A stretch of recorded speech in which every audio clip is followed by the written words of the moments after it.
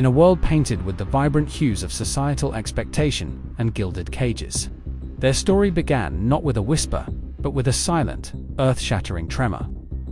It was at the governor's annual gala, a sea of champagne flutes and feigned smiles, that their eyes first met across the crowded ballroom. He was a rising political star, bound by duty and a carefully arranged marriage to the city's wealthiest heiress. She was an obscure artist, a guest by a twist of fate. Her spirit, as untamed as the canvases she filled with raw, unapologetic color. In that single, stolen glance, a spark ignited a dangerous, brilliant flame that promised both salvation and ruin. The air crackled with an unspoken understanding, a magnetic pull that defied logic and the rigid world they both inhabited. They knew, in that instant, that their lives had been irrevocably altered. Their connection, too potent to be ignored, soon found its life in the shadows. They orchestrated secret meetings in the quiet corners of the city, far from the judging gazes of the elite. A clandestine rendezvous in a dimly lit jazz club, where the mournful notes of a saxophone became the soundtrack to their whispered confessions. A stolen afternoon in her sun-drenched, paint-splattered studio, a sanctuary where he could shed the weight of his public persona and simply be a man in love. Each touch was a transgression, every shared smile a rebellion.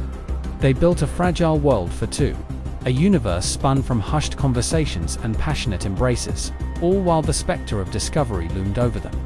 Their love was a beautiful, desperate secret, a masterpiece painted in the dark, too precious and too perilous for the light of day.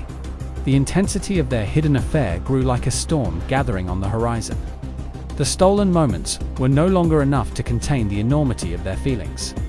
The secrecy, once a protective cloak, began to feel like a suffocating shroud. The climax arrived on a rain-lashed evening, the city outside weeping as their own world fractured. An anonymous photograph, a grainy image of them leaving the jazz club, had been slipped under his wife's door. The confrontation that followed was not one of rage, but of a devastating, quiet sorrow. He was forced to face the chasm between his heart's desire and his sworn obligations. In her studio, surrounded by portraits of him she could never show, she confronted the undeniable truth. Their love, however pure, was a destructive force in the carefully constructed lives around them. The moment of truth was not a shouted declaration, but a shared, heartbreaking silence. The end, when it came, was as inevitable and as crushing as a tidal wave. There were no dramatic goodbyes, no final, tearful embraces. Their partying was a quiet, mutual surrender to the impossible. He returned to his gilded cage, his public smile now a mask for the profound emptiness within. She packed her canvases, leaving the city that had been the backdrop for both her greatest joy and her deepest sorrow.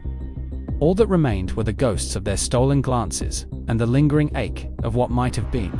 Their forbidden love story dissolved back into the shadows from which it was born, leaving behind not a clean break, but a landscape of emotional turmoil, two souls forever, marked by a connection too powerful to hold and too beautiful to forget.